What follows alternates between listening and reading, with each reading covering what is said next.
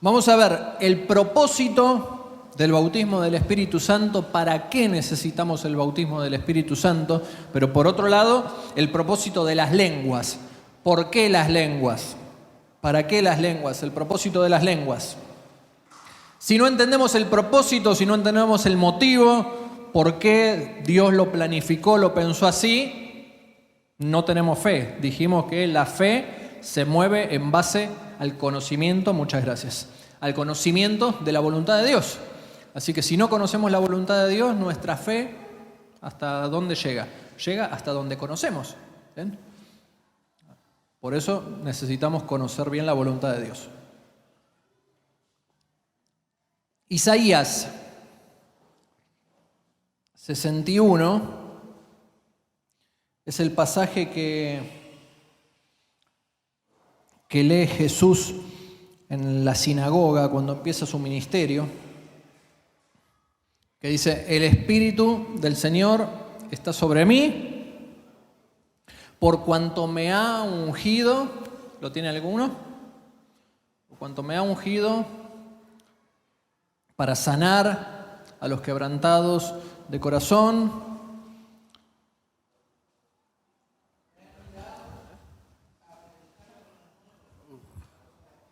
Aguanté que se me perdió.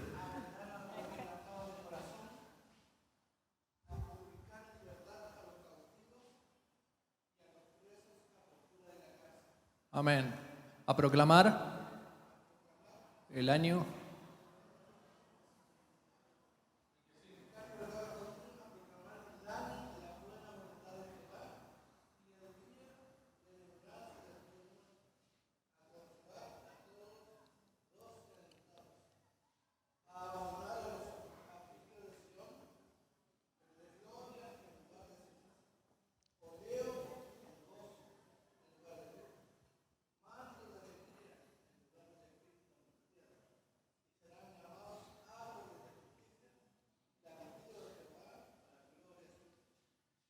Amén. Hasta ahí.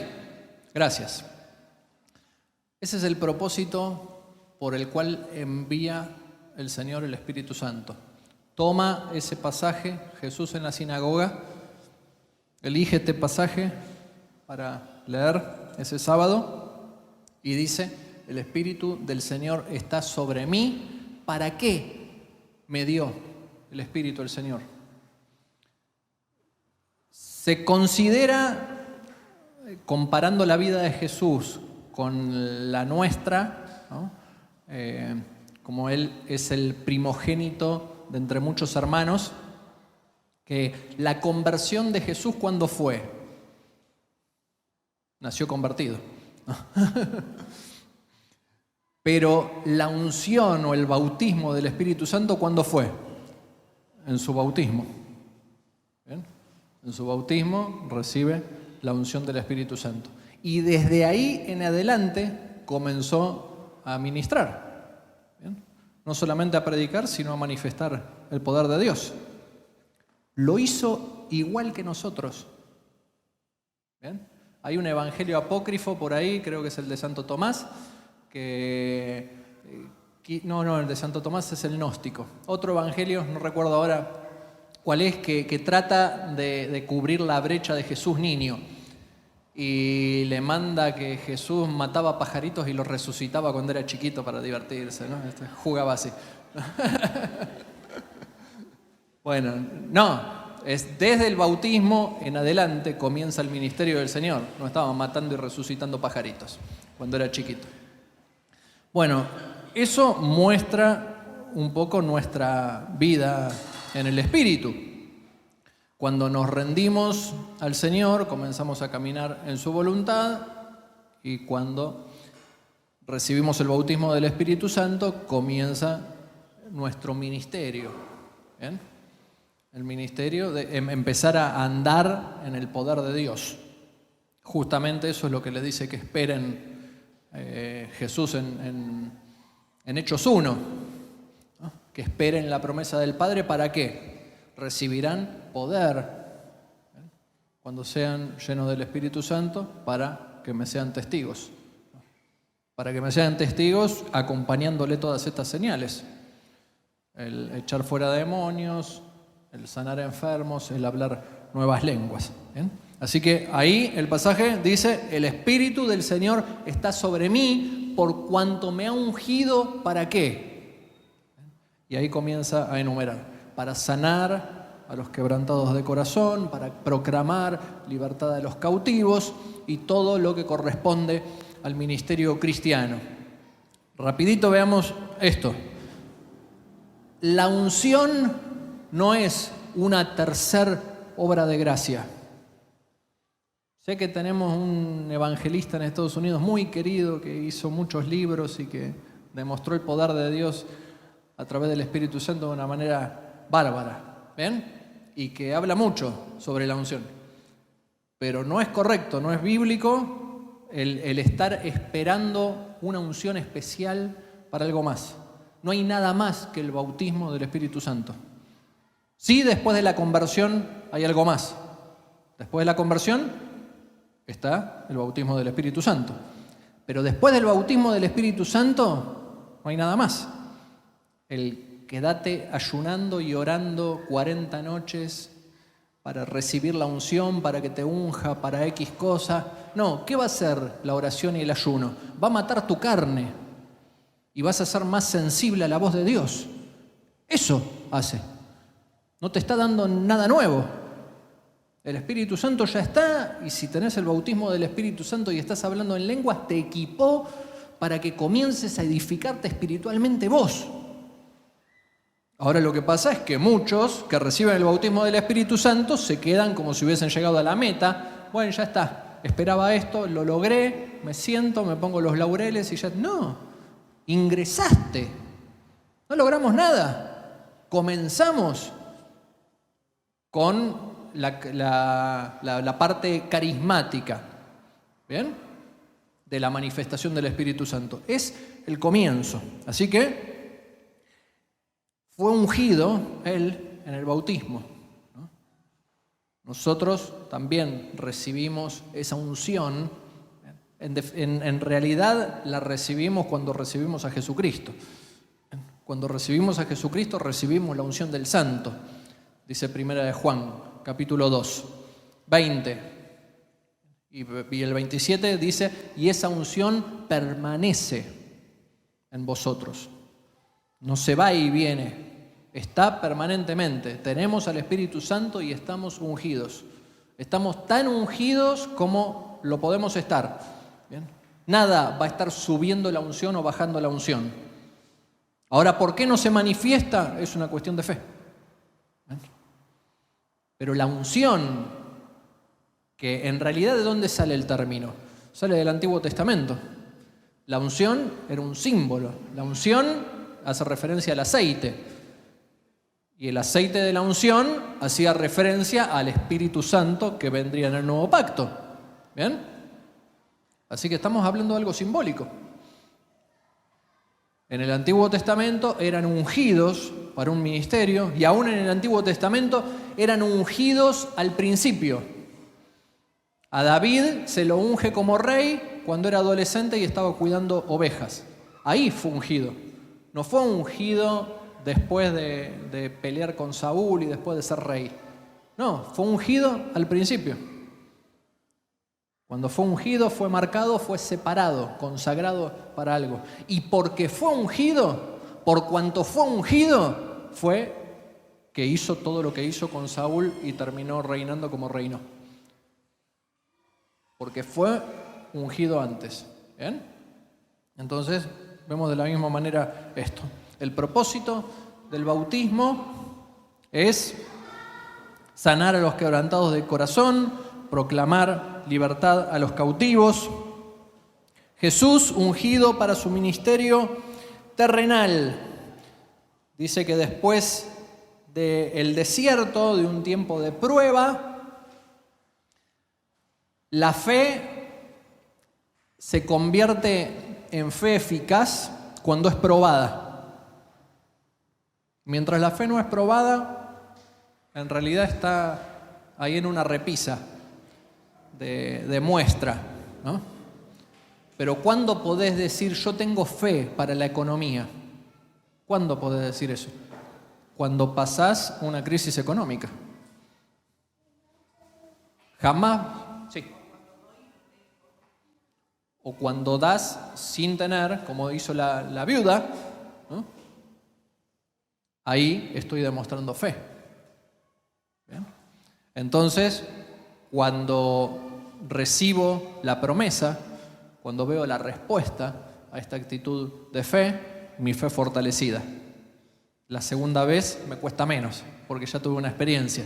La 10ª vez ya es algo más fácil, ¿no? Y esa área la tenemos ya liquidada. Bueno, sé que Jehová es mi proveedor. ¿Bien? ¿Cuándo conocemos a Jehová el sanador? Yo soy tu sanador. Cuando pasamos por la prueba de la enfermedad. Sin pasar por la prueba de la enfermedad no podemos aplicar la fe para el Jehová sanador. ¿Bien? Y así podemos hablar de todas las pruebas que tenemos, que va a obligarnos de alguna manera a estar poniendo por obra la fe que profesamos.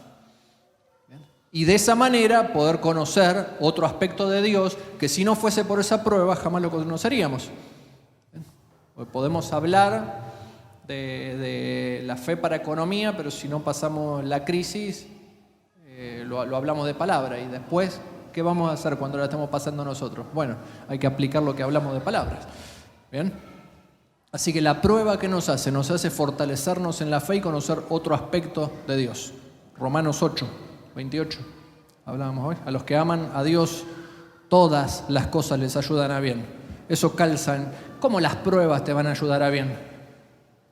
Pruebas económicas, pruebas de salud, ¿cómo te ayudan a bien? Y porque si no fuese por eso, de otra manera no conoces ese aspecto de Dios. ¿Bien? Y Dios, cuando nosotros con un corazón sincero nos ponemos a buscarlo, comienza a manifestarse para suplir esa necesidad y para fortalecernos en la fe. Mari.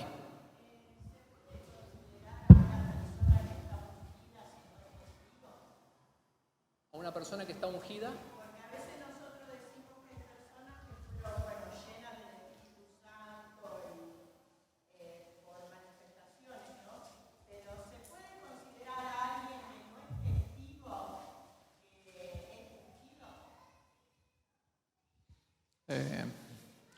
Y son cuestiones de términos. Sí.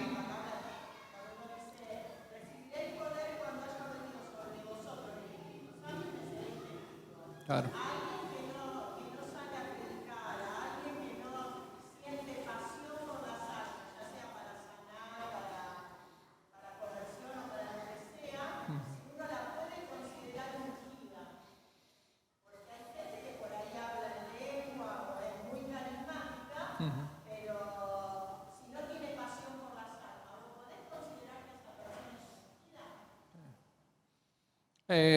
Bueno, por eso digo cuestión de términos, porque la unción en sí es el recibir el Espíritu Santo que nos consagra para Dios. Ahora pasaríamos a ser ungidos desobedientes.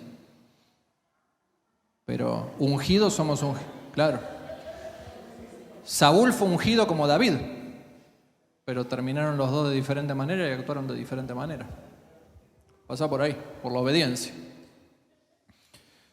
Bueno, Jesús entonces ungido para su ministerio terrenal volvió en el poder del Espíritu. Y Jesús es nuestro modelo para los creyentes. Él nos prometió poder para estar testificando en Hechos 1:8, ¿no? Poder no se debe restringir a solo poder para evangelizar. O sea, proclamar las buenas noticias solamente. Poder está hablando de manifestaciones carismáticas también, como lo confirma también la comisión de Marcos 16, que dice, estas señales acompañarán a los que creen.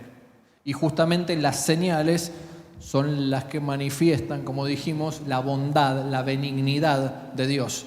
Que Dios tiene buena voluntad para con los hombres. ¿Bien? Que sus planes son de bien, no son de mal para nosotros. ¿Bien?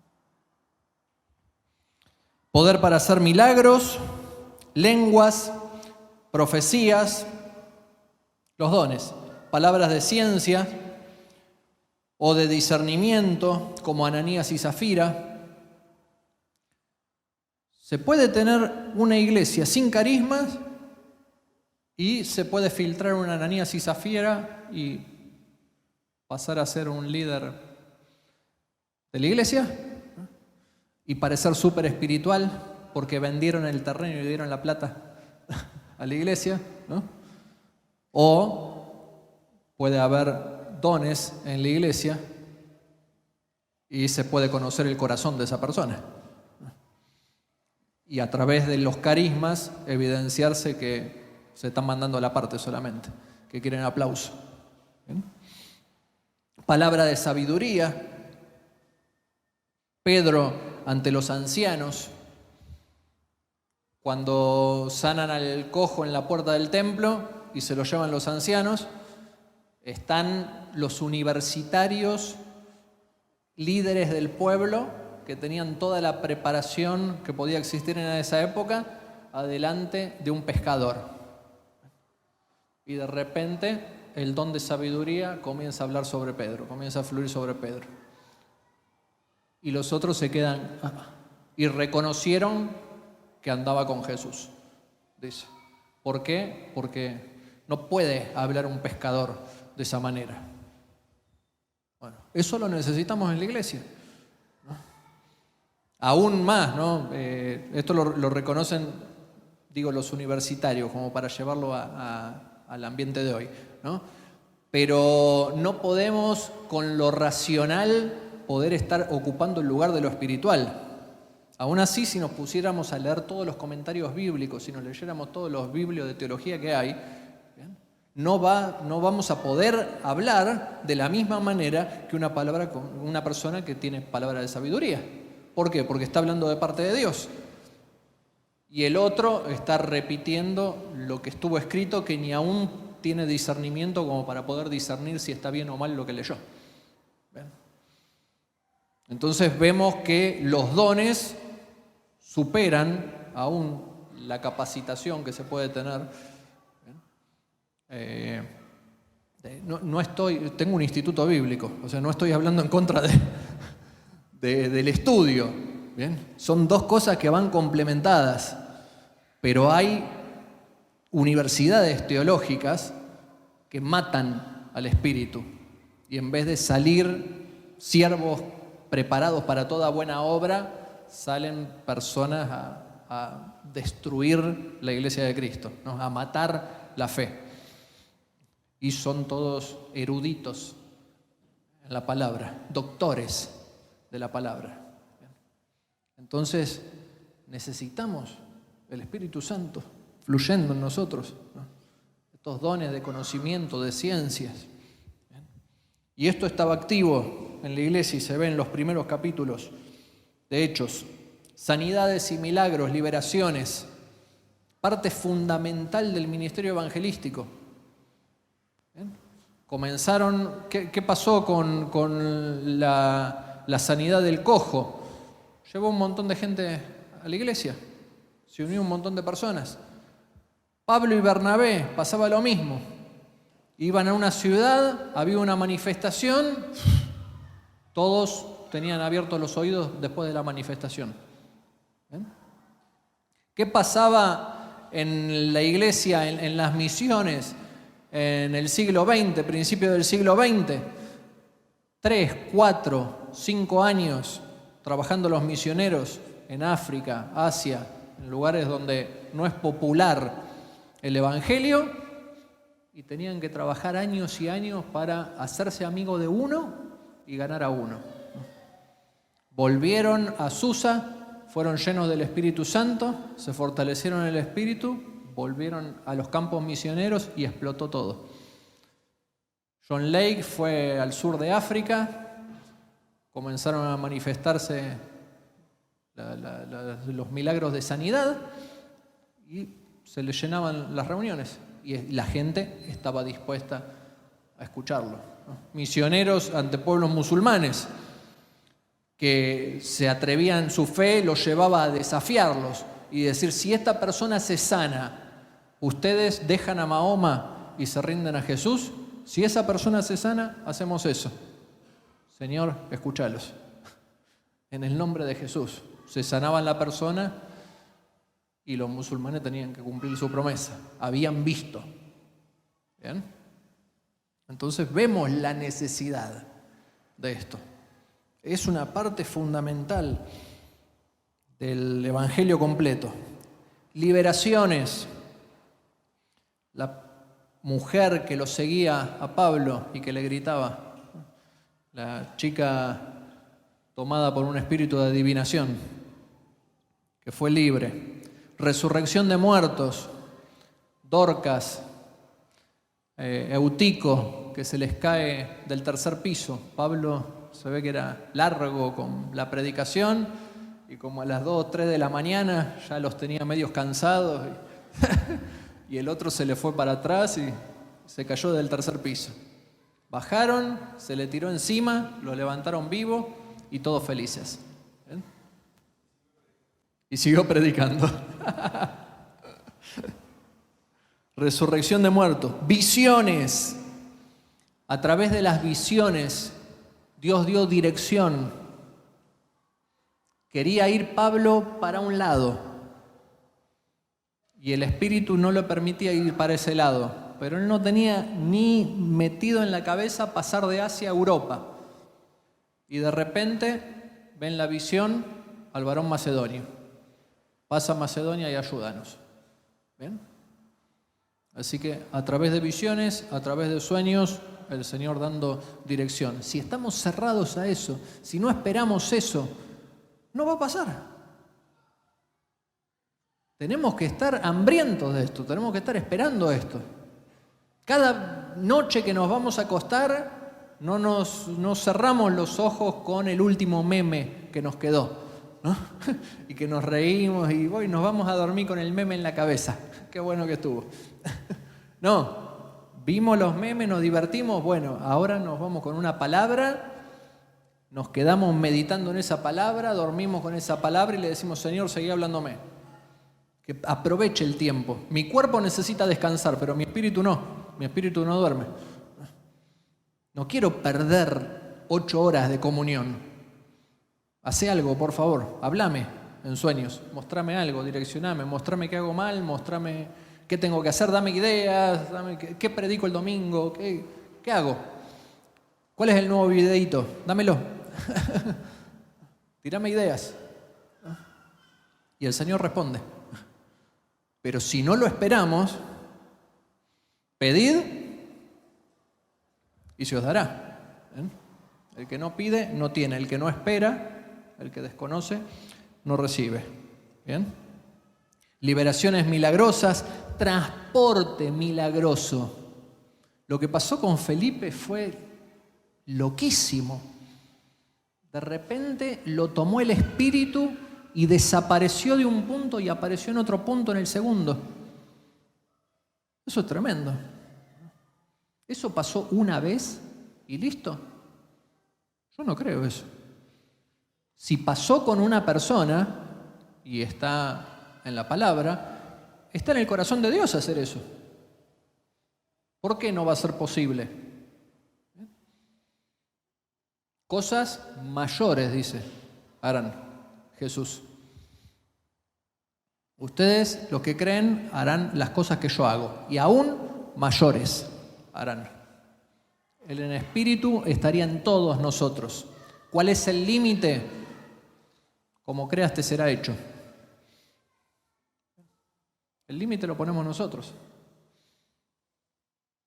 Así que está en el corazón de Dios transportarnos a un lugar por una necesidad X. Está en el corazón de Dios. Como también está en el corazón de Dios lo que pasó con Enoc, lo que pasó con Elías, lo que pasó con Moisés. Fueron arrebatados. Obviamente lo va a hacer en el final de los tiempos. Va a arrebatar a toda su iglesia. Pero vemos en estos casos lo que está en el corazón de Dios. ¿Bien? Y lo recibieron personas que caminaron por fe. Así que tratemos de romper nuestros límites. Y todo lo que sea bíblico y lo que sea para su propósito y lo que sea para su plan y lo que sume a la edificación de Cristo en nosotros y a la edificación de su reino en la tierra, vamos para adelante. ¿Bien? Rompamos nuestros límites. Propósito del bautismo del Espíritu Santo, entonces, proclamar con poder, andar en el poder de Dios. Poder para testificar y para testificar con poder la necesidad de que se manifieste el Espíritu Santo a través de todos sus dones en la iglesia. Es necesario. Una iglesia donde se manifiestan los dones no es igual a una iglesia donde no se manifiestan los dones. ¿Ven? Como vimos recién.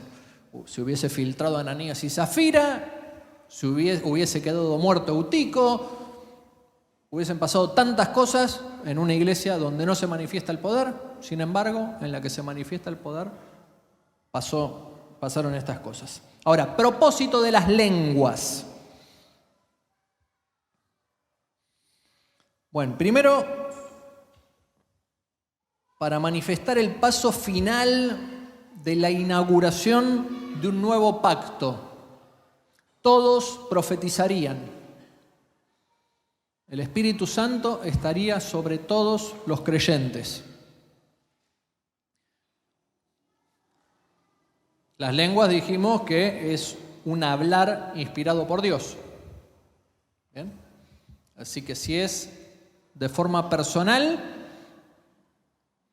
estamos orando o podemos estar profetizando, aunque no sepamos qué estamos diciendo, pero sabemos que en el Espíritu nos estamos edificando.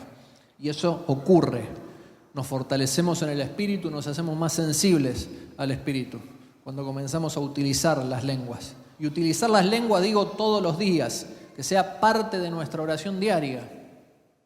Así como separamos un tiempo para orar de manera racional y cerramos la puerta y nos ponemos media hora, una hora, bueno, tiempo para estar orando en lenguas. Y como les decía, tenemos esta facilidad de que la razón no está involucrada en las lenguas. Entonces podemos estar con la mente en otra cosa, aún trabajando, y poder estar orando en lenguas. Mientras nuestro espíritu se está edificando, yo hacía tableros en una fábrica de quemadores industriales y hasta que los aprendí tenía que estar ahí prestando mucha atención. Después era como algo medio automático, ¿no? Y aprovechaba aprender versículos de memoria y también oraba en lenguas. Bajito porque tenía compañeros ahí cerquita y decía, este enfermo, ¿qué está haciendo? Pero estaba y mientras iba armando. Esa facilidad nos da. También un imperativo misionero las lenguas. Indirectamente le recordaba a los grupos de lenguas que necesitaban oír el Evangelio. En este caso, había tantas personas de tantas diferentes ciudades, creo que nombra de 13 a 15, partos, medos, elamitas, los que habitamos en Mesopotamia, en el Ponto, en Asia, Galacia, y bueno, y nombra muchas otras más. Son como 13, 14, 15. Si no hubiesen estado esas personas, ellos estaban hablando en lenguas. ¿Cómo sabemos que estaban hablando en lenguas humanas? Porque los oían hablar. ¿Cómo sabemos nosotros qué lengua estamos hablando? Si son humanas o angélicas. No tenemos todas. ¿Cuántos tipos de grupos étnicos hay? Y de ¿cómo se llaman los lenguajes? Dialectos. Y de dialectos hay. En cada nación. En una nación, bueno, India, China, cientos, miles de dialectos. ¿Qué sabemos? ¿Qué estamos diciendo? En ese caso, había 16 naciones representadas, 16 idiomas representados y los oían hablar de esa manera. Nosotros no sabemos qué estamos diciendo. Sí sabemos lo que estamos haciendo. Nos estamos edificando a través de esa oración. ¿Bien? Pero bueno, en este caso, él les recordaba este imperativo misionero, que mucho no funcionó. ¿Por qué? Porque se quedaron por años ahí en Jerusalén y no querían salir de Jerusalén. Y engordaba la iglesia de Jerusalén y cada vez había más gente y engordaban y engordaban. Y todo para ellos, todo para ellos, todo para ellos. Hasta que, como se dice en Misiones, tuvo que ocurrir Hechos 8.1 porque no hicieron Hechos 1.8. ¿Qué dice Hechos 1.8? Dice, recibirán poder y me seréis testigos, ¿no?, en Jerusalén, Judea, Samaria y hasta lo último de la tierra. O sea, en la ciudad donde están, en la provincia, en el país y mucho más lejos, hasta los confines de la tierra. Como no hicieron esos, Hechos 8.1, ¿qué dice? Y comenzó la persecución en la iglesia. Así que, ¿qué terminaron haciendo? Se repartieron por todos lados, a Judea, a Samaria y hasta lo último de la tierra. ¿Bien? Así que no, si no querés que comience la persecución, y comenzá a planificar dónde vas a ir.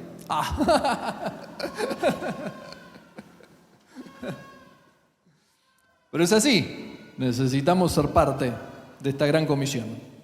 Bueno, y por último, una dimensión personal que es la de edificación. Primera de Corintios 12:10.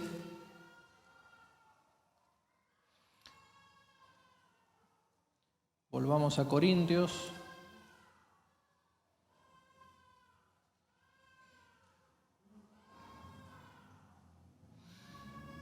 A otros el hacer milagros, a otros profecías, a otros discernimiento de espíritus, a otros diversos géneros de lenguas. En la lista de dones que hay como dones dentro de las lenguas, diversos géneros de lengua. ¿Qué significa diversos? Hay diversidad, diferentes géneros de lenguas. ¿Bien? Muestra de manera inteligible dos, por lo menos, o humana, o alguna que se habla en la tierra, o puede ser espiritual. Humana vimos que puede ser miles y miles, ¿no? Tanto como tantos dialectos hay en el mundo. ¿Bien? Y angelical, bueno, algo que no se comprenda ninguno de los lenguajes que se hablan en la tierra. Pero vemos que hay diferentes flujos de inspiración del Espíritu Santo para que se esté manifestando este don. Bien. Y Primera de Corintios 14:4, vemos el primero, dice, el que habla en lengua extraña, a sí mismo se edifica. El primer propósito es la edificación personal. Tiene una dimensión personal esta diversidad de lenguas. Es la única diversidad que podemos utilizar cuando nosotros queremos, que nosotros manejamos. ¿Bien? Que decimos cuándo comienza y cuándo termina. ¿Por qué? Porque nos la dio para edificación personal. Judas, dijimos, edifíquense en vuestra santísima fe, orando en el Espíritu. Nos da, con el bautismo del Espíritu Santo, un lenguaje nuevo para que podamos estar en comunión su espíritu con nuestro espíritu. ¿Bien? En ese tiempo de oración, en ese tiempo de comunión, que nuestra mente no está metido en eso, pasa algo en nuestro espíritu. Nuestro espíritu es edificado, nuestro espíritu es fortalecido. Tal vez recibimos un paquete de información que racionalmente nos tarda horas explicarlo. Y ese paquete de oración que recibimos en el espíritu, lo recibimos en un segundo. Tal vez les pasó el estar orando y que dijeron, ahí caigo de lo que dijo el otro día o de lo que leí en la palabra o te llegó luz, ¿no? Por decirlo de alguna manera. En ese tiempo de oración. Y me dice mi esposa, ¿qué pasó? Y si le tengo que explicar todo lo que entendí, tengo que empezar a buscar las palabras, no salen, ¿no? Tengo que empezar a armar toda la idea. Y tal vez son 2 horas de mensaje o 2 talleres, ¿no? ¿Y cómo lo recibiste? ¿Te cayó la ficha de algo? Y te pones a buscar, este pasaje tiene que ver con eso. Y esto está pegado con aquello. Es verdad. Y acá, también en el Antiguo Testamento hay una ilustración sobre esto. Y te pones a escribir y para explicarlo tenés que estar 3, 4 horas, ¿no? ¿Y cómo lo recibiste? Bueno, recibiste por Wi-Fi un paquete de información, un zip, el RIP, no, el otro, ¿cómo es? Un RAR. Recibiste un RAR y después lo descomprimís y empezás a ver qué hay adentro del RAR, ¿no? Bueno, eso, ¿cómo se provoca? En comunión con el Espíritu. Orando en el Espíritu es que se provocan estas cosas. Judas 20 dicen, edifíquense en vuestra santísima fe orando en el Espíritu. ¿Bien? Bueno, la única manifestación que podemos operar como nosotros queremos. La segunda, que habla en 1 Corintios 6, ahora si yo voy a vosotros hablando en lenguas, ya salió de la casa, salió de su habitación. Las lenguas son para edificación personal. Salió de su habitación. Ahora, si yo voy a vosotros hablando en lenguas, es otra manifestación de lenguas. Son lenguas en la congregación, públicas. ¿Bien? Esas lenguas necesitan interpretación. Son lenguas para interpretación. Tienen otro propósito. No son para edificación personal. Son para edificar a la iglesia. Pero se edifica la iglesia cuando hay un intérprete. ¿Bien? Esto se tiene que ir dando en la iglesia mientras se le va dando lugar, ¿no? A esto. Es como que hay que aprender a ser sensibles a la voz de Dios. Y el que da la parte en lenguas y el que interpreta, es justamente de esto se trata este capítulo, que dice, todo esto lo tienen que hacer en orden. Y si saben que no hay intérprete, eviten levantarse y dar algún mensaje en lenguas. ¿Bien? Bueno, esta parte no la podemos operar nosotros como queremos. Esta parte es la que opera solamente Dios, ¿no? La que Dios da en el momento que Él quiere, y el que está sensible la recibe y la larga. ¿Bien? Y el intérprete la interpreta. ¿Bien? Pero no se da lenguas en la comunidad, en la iglesia, en el momento que uno quiere. Bueno, vamos a estar dando mensajes en lenguas. Párate, da un mensaje en lengua. No, es cuando Dios quiere. Sí, podemos estar haciéndolo para edificación eso. Bueno, vamos a estar edificándonos en lenguas. Listo, cada uno habla en lenguas para sí mismo. Y esté en comunión en el Espíritu y esté edificándose. Pero no, levántese y dé un mensaje en lenguas.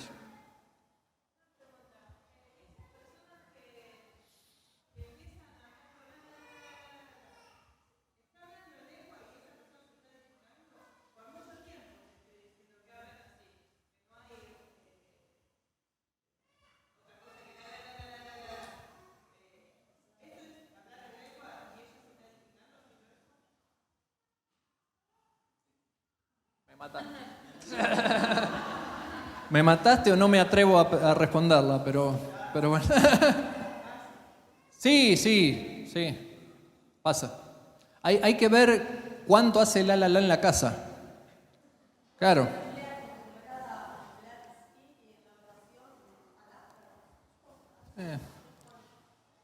Pero no, a mí me da la impresión que eso normalmente pasa en las reuniones, ¿no? Cuando se da un tiempo de adoración, de alabanza, y bueno, se levanta la hermanita, Pepita, me empieza a cacarear. Y sí, como una mala costumbre. Bueno, dijimos, si todos estamos orando en lenguas, es el momento. Si se dispara la hermanita sola, bueno, es lo que dice Pablo. No, tranquilos, orden, ¿bien? Y la otra pregunta es, ¿cuánto haces la en tu casa? O sea, ¿qué te está motivando a hacer la? ¿O me quiero mostrar de esa manera? Yo tal vez le tendría respeto si me dice la hija, no sé por qué me agarré con las personas grandes, ¿no? Puede ser una chica. Si me dice la madre, porque normalmente son personas grandes. De la vieja escuela pentecostal.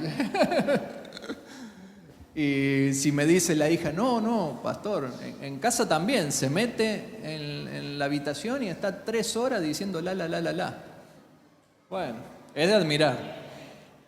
Sí, es de admirar. Si está todos los días 3 horas diciendo la, bueno, de alguna manera está rindiendo ese tiempo a Dios, buscando a Dios. Pero normalmente no creo que pase eso. No lo confirmé, no sé. No me puse a hacer un estudio de las hermanas la. Pero pero mayormente es para llamar la atención, ¿no? Bien. Tercero, Romanos 8:26. Para interpretación.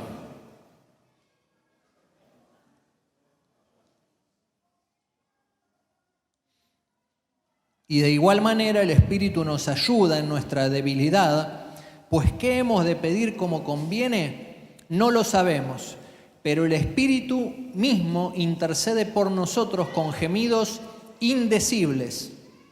Mas el que escudriña los corazones sabe cuál es la intención del Espíritu, porque conforme a la voluntad de Dios intercede por los santos. ¿Cuál es el contexto de esto? ¿Estar viviendo en la carne o estar viviendo en el Espíritu? ¿Bien? Y está diciendo, tenemos una herramienta tremenda acá, ¿no? Y hay veces que ni aún nosotros conocemos cuáles son los problemas nuestros. ¿Quién conoce lo profundo del hombre si no es el Espíritu del hombre? ¿Quién conoce lo profundo de Dios si no es el Espíritu de Dios? Cuando oramos a través del Espíritu, el Espíritu intercede por nosotros conociendo bien lo profundo. Tal vez nosotros nos enfocamos creemos que nuestro problema son las consecuencias, los frutos de algo. Y el problema siempre es la raíz. Entonces nos ponemos a orar diciendo, Señor, solucioname este problema económico. Señor, sacame este problema que tengo. Señor, que no se peleen más mis hijos. Y el Espíritu comienza a interceder por lo profundo, ¿no? Por comenzar a morir a vos mismo. Comenzar a cambiar la manera de ser en tu casa, ¿no? De que esto afecte a tus hijos. Va a la raíz el Espíritu. ¿Bien? Entonces el Espíritu intercede de esa manera. ¿Bien? Y aún intercesión de forma externa, o sea, hacia un tercero. Hay veces que somos llamados a estar orando en una situación específica, no sabemos lo que está pasando y ponemos en las manos del Señor a alguna familia, a alguna persona y después nos ponemos a orar en lenguas. Y después nos llega la noticia, ¿sabés lo que pasó tal día? Mirá, se me cruzó una moto, iba a tener una... justo, mira, me había puesto a orar en ese momento. El Espíritu intercede por nosotros. Y nosotros, al no saber la situación, ¿qué vamos a estar orando conscientemente, de manera racional? Pero sí a través del Espíritu. Y la cuarta, como señal al incrédulo, que es lo que ocurrió en Pentecostés. Primera de Corintios 14, 22.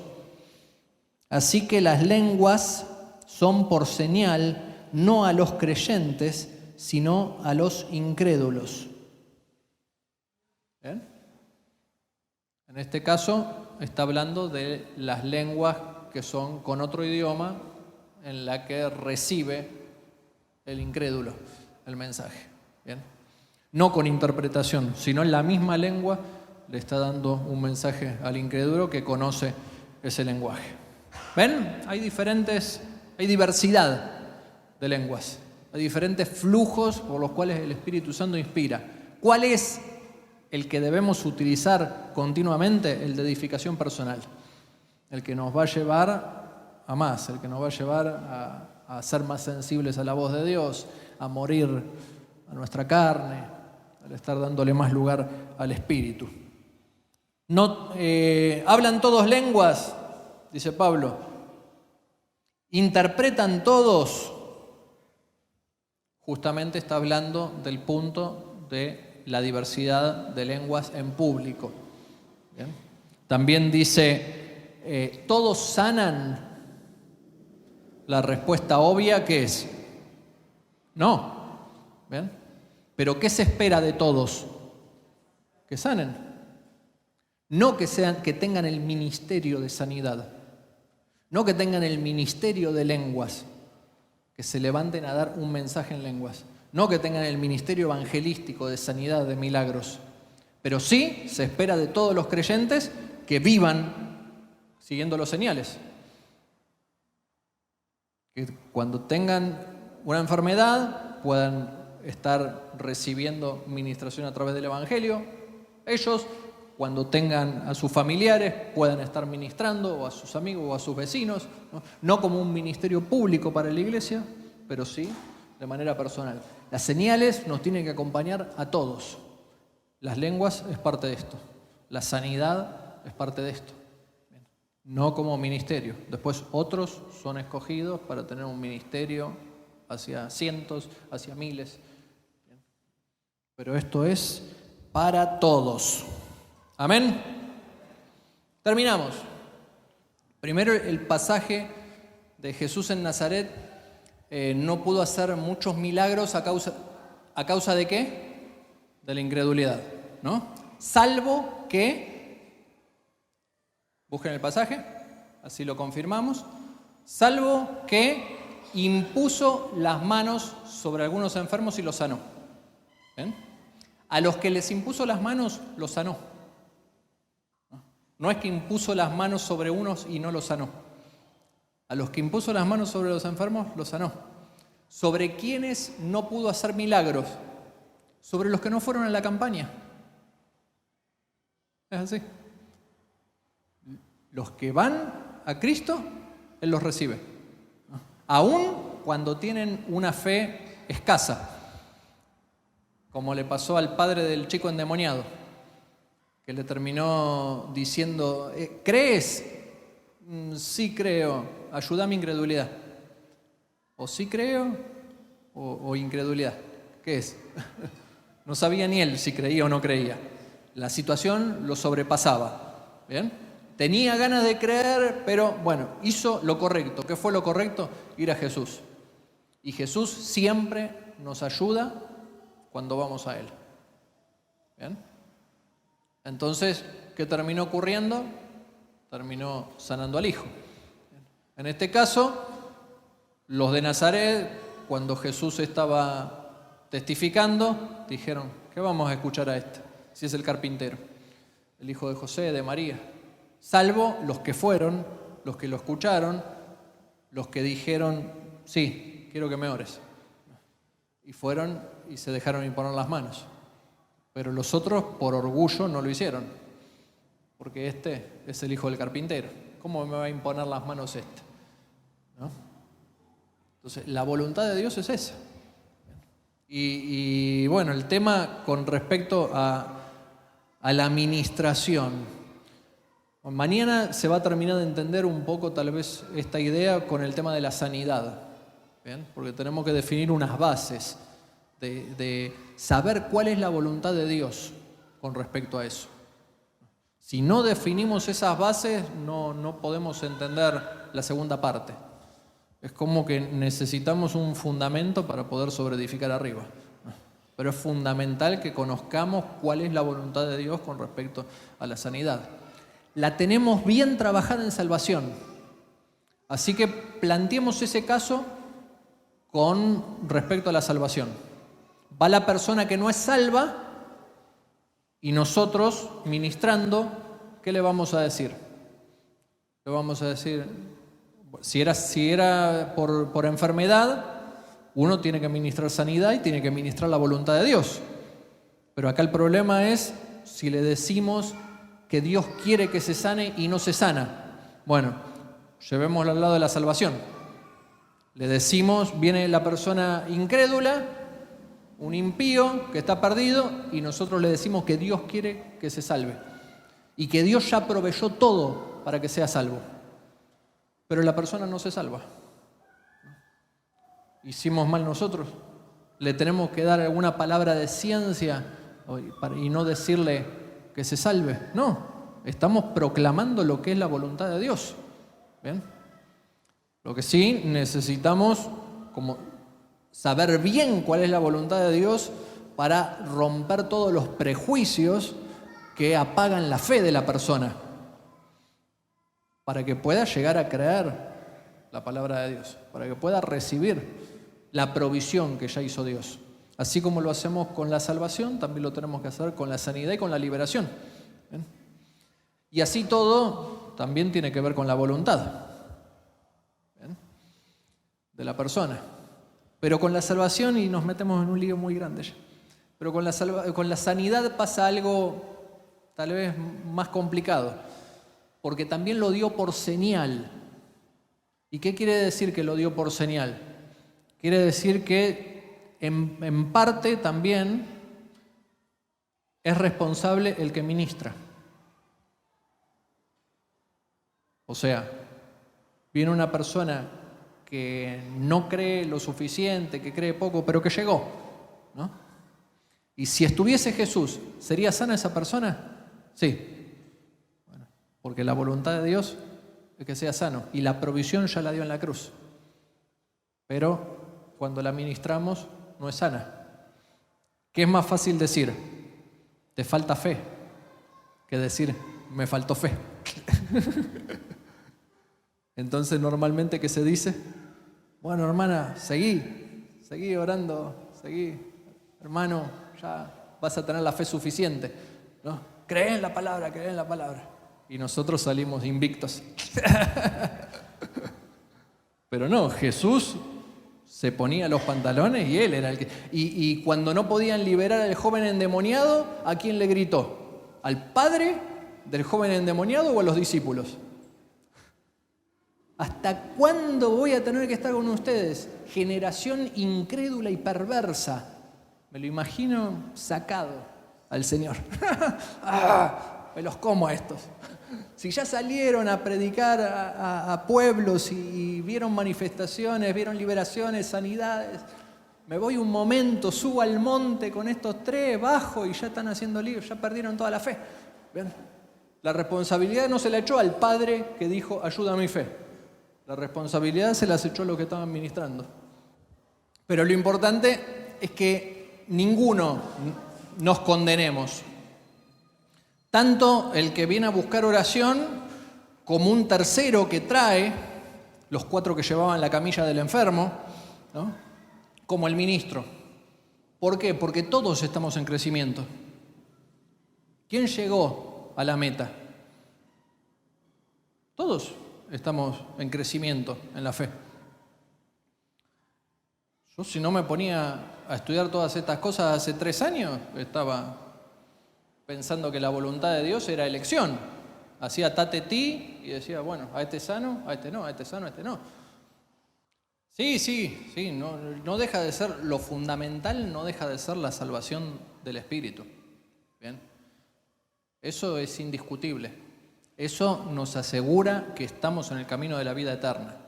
Ahora, llegar ahí nos hace tirarnos en los laureles, sentarnos en el sillón y decir ya llegué. No, tenemos que avanzar, tenemos que ir a más. La vida eterna también va a ser conocerlo a Él. La vida eterna no es una cuestión pasiva, que vamos a ser entes luminosos flotando sin estar relacionándonos con nadie. Hay personas que se imaginan así el cielo y dicen, no quiero ir a ese cielo. ¿Qué vamos a hacer en el cielo? ¿Va a ser una cosa aburrida? No. Cuando uno se pone a hacer un estudio sobre la eternidad, sobre la vida eterna, hay actividad todo el tiempo. Hay actividad. Es una vida con todo lo que implica una vida. Hay actividad. Hay gozo, hay conocimiento de su gloria. Y cada vez vamos a ir avanzando en ese conocimiento de su gloria. Por supuesto lo vamos a ver tal cual es, pero también vamos a estar conociéndolo. También vamos a estar experimentando cosas en esa vida eterna. ¿Bien? Y por eso nos vamos a detener ahora en dejar de conocerlo y en dejar de madurar en la fe. No nos podemos detener. Sí. No, ese pasaje no se refiere a una enfermedad. Sí. Sí.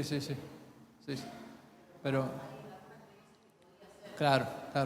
No, pero dice un enviado de Satanás que viene a atormentarme. ¿Bien? Y el propósito de ese enviado de Satanás es para que no se enaltezca por la cantidad de revelación que había tenido. Así que si tenemos que poner todo en contexto, si nosotros decimos que estamos sufriendo un aguijón como el aguijón de Pablo, primero tenemos que tener una revelación a la altura de Pablo. O sea, fuimos al tercer cielo, experimentamos lo que experimentó Pablo, tenemos tal relación con Dios que escribimos parte del Nuevo Testamento y que nos podemos enaltecer tanto. Bueno, recién ahí seríamos candidatos para que nos deje este enviado de Satanás que nos mantiene humildes. Claro, pero en ese caso no lo tenemos que tomar ni como salvación, ni como sanidad, ni como libertad de una opresión espiritual. Porque eso es la provisión que dio en la cruz. Y jamás va a negar por lo que murió su hijo, lo que hizo en la cruz. No te lo voy a dar, lo que pagó mi hijo para vos no vale, por esto y por el otro. No. Tienen que estar descartadas esas tres cosas. Así que tiene que ser otra cosa. No calza dentro de la teología, ¿no? De la obra expiatoria. ¿Qué alcance tiene la obra expiatoria de Cristo? La salvación del espíritu, del alma y del cuerpo. Bueno, no le puede negar la obra expiatoria de Cristo, menos a un siervo como Pablo. No se la niega a nadie que va a él. Y si Pablo está rogándole esto, y lo rogó 3 veces y le dijo no, es imposible que sea cualquiera de esas 3 cosas, porque esas 3 cosas están provistas en la cruz. No se puede negar. Él es fiel. No puede estar negando lo que dijo que iba a dar. Nosotros somos infieles, pero Él es fiel, dice. Entonces, tiene que ser sí o sí otra cosa externa. Y una particularidad de ese pasaje dice que es una persona. Dice que es un enviado de Satanás. Y todo el análisis del texto griego especifica a una persona. No puede ser ni una enfermedad, ni puede ser un sentimiento, ni... No. Tiene que ser alguien, una suegra. Sacame la suegra, Señor, sacame la suegra. No, bástate mi gracia. Vas a vivir con ella. Con él. Le voy a dar 120 años.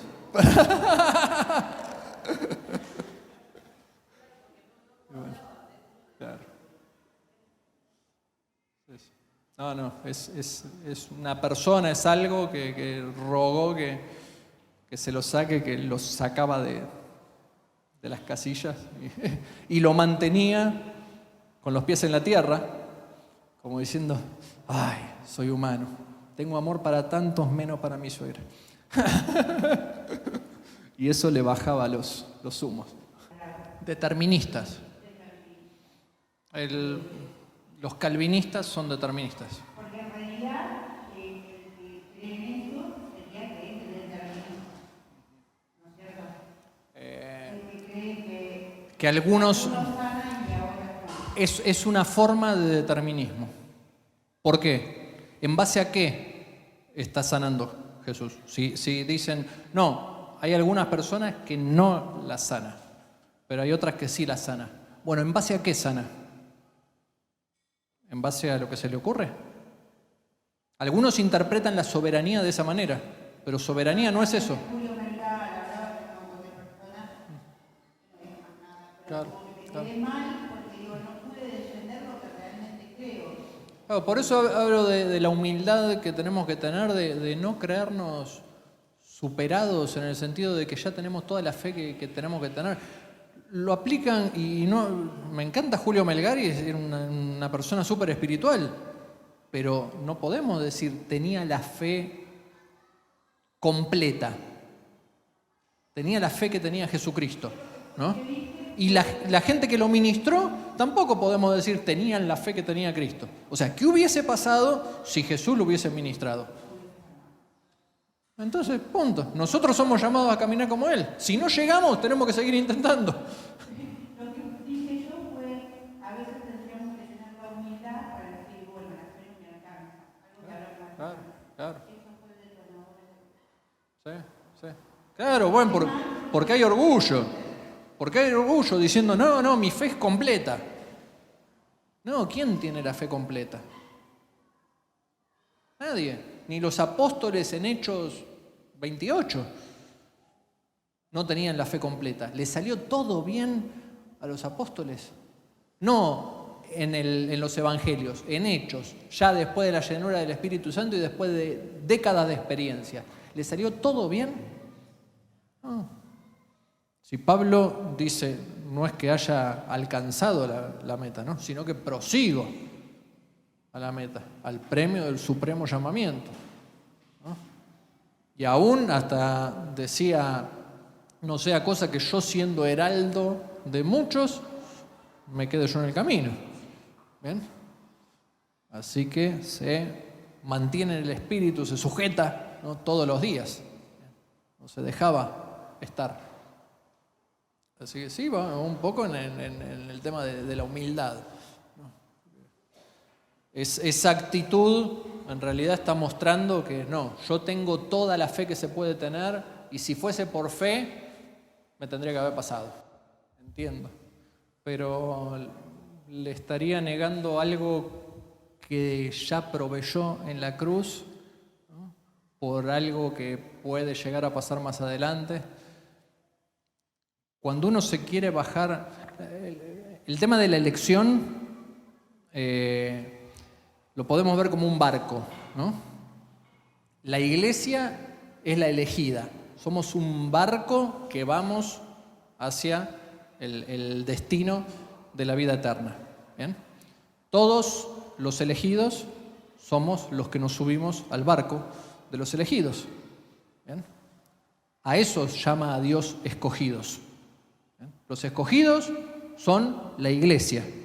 Individualmente somos escogidos cuando formamos parte de la iglesia y cuando aceptamos a Jesucristo. ¿Nos podemos bajar de ese barco? Bueno, hay una corriente que dice salvo siempre salvo, pero la palabra de Dios no dice eso. La palabra de Dios dice que te aferres de la salvación, que te esfuerces en la gracia, ¿no? Los que fueron borrados del libro de la vida, ¿qué significa eso? Que fueron alguna vez escritos en el libro de la vida y después fueron borrados, ¿no? Entonces, hay una decisión siempre personal de la persona. Si se reúnen las condiciones para la salvación, Dios da la salvación. Quita el pecado, perdona y envía el Espíritu Santo. Si se reúnen las condiciones para la sanidad, Dios quita la enfermedad y restaura el cuerpo. ¿Pasa después otra cosa? ¿Se baja del barco? Se bajó.